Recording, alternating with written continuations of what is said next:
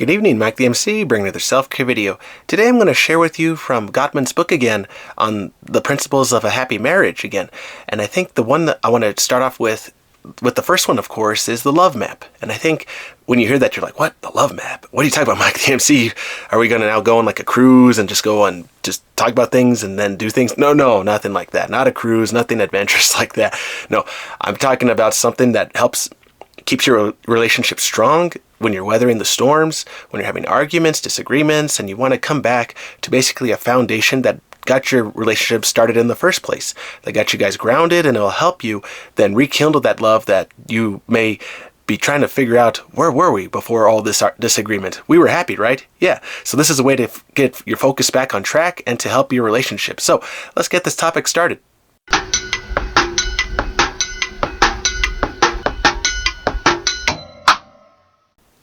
So from the book of the 7 Principles of Making Marriage Work by John Gottman, I'm going to share with you principle number 1.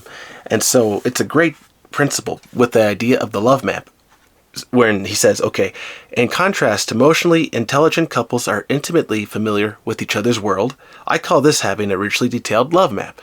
My term for that part of your brain where you store all the relevant information about your partner's life. And he goes on to say that the love map, they will help a marriage endure just through the dramatic upheaval. And so a bit of a back step. The idea here is he helps people with their marriages, relationships that are struggling. And so one of the ways he's figured out with the 7 principles, starting with number 1, is this love map of just trying to find those pieces that really were getting you guys together, but then things that you have grown to accept as each other's likes and dislikes over time. So for example, he goes into some of the couples examples where the wife, she doesn't like this one particular coworker at work, and the husband could be like, oh, you ran into so-and-so today, huh? How did that go? Or did you guys talk? Or did you guys yell at each other again? What's happening? Or with the husband in the same example, the couple where he doesn't like to go out and do this one activity, and she's like, oh, I thought you didn't like to do this because of heights, and he's like, oh no, I could do this or that. But you see, the thing is, both the couples can recall their likes and dislikes on what they come to know about each other over time, and they can have a fun dialogue, kind of just like a brother sister, like teasing each other in a way. And that just helps, as Gottman will say, to kind of ease that pain, ease the tension that is just built up from those dramatic upheavals in a relationship or the marriage over time. And the thing is, you want to kind of loose all that tension somehow. And so when you have a good love map, in a way, you could kind of go back to the past and say, oh, I forgot. You like to do this when you're angry, or you like to do this when you're a little sad right now. Let's go get some ice cream, or let's go for that walk, or, let's just spend some time talking to each other. Let's have our hour to talk and really be with each other, just say what's happening on our minds. And when you find these strengths in your love map, right, these destinations that you can go to right away just to talk about, right, that helps your relationship throughout all those toxic moments in life, but also really to really build upon your relationship to go to further topics that you can discuss. So like, I'll just bring up that husband again, how he doesn't like to do things because of heights. Okay, maybe then they can be like, okay, let's go on a cruise, or let's go on something that's on land, something that is fun, or maybe go to a building with the arcade or whatever that is, to help get the fun memories back into your life again, right? And you think, wow, okay. And the idea is, with that idea of memory, bringing back all those that were really meaningful for the couple. That really is the whole approach of the love map, where you bring back the positive memories, those things that really you can recall, whether they're likes, dislikes, etc. And you can say, oh, I don't like being with the in-laws. Okay, I know that. So let's go and just be there for an hour, then we'll come back home because I know you don't like to be there, right? But the thing is, you know your partner. You know who they are, their strengths and weaknesses. And that is where Gottman is really bringing out this idea. Once you know a person, then you can rekindle what was lost before.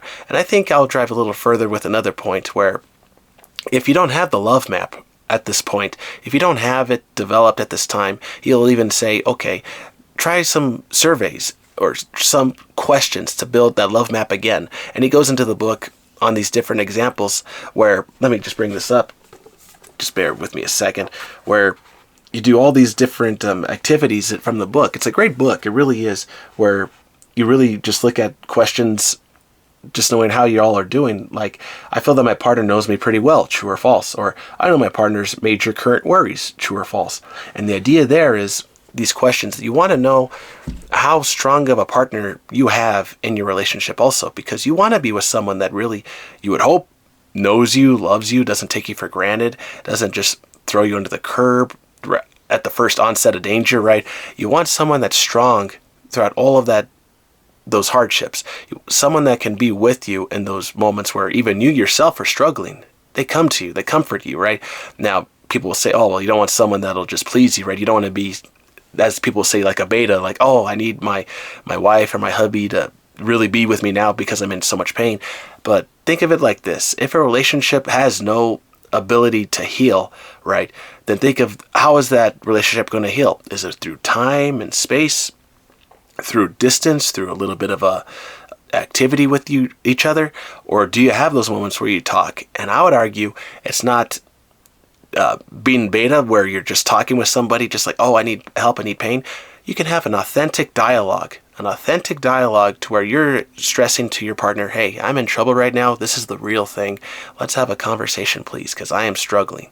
And the thing is, I think if you come off authentically rather than fake, that is really what the driving at the heart of that is for a strong communication, a good healing moment between you and your couple, right? So I think that's the difference between a weak and a strong conversation, where if it's weak, it's like, oh, just kind of baby me, I'm kind of in pain right now, oh, help me, oh, da, da, da.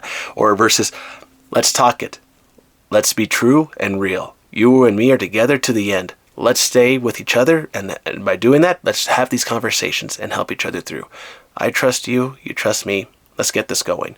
And when those situations are beyond your guys' control, okay, then I would say go find the counselor and therapists, other professionals in your area to help in this, where if the situations are too drastic, then have someone to talk with, or maybe your partner and you are not the right people to talk with at that time, right? Your friends, your family, okay, you know who to talk to. But what I'm trying to stress is the love map and solid communication are ways to really authentically be grounded to get back and rekindle your love with your partner again.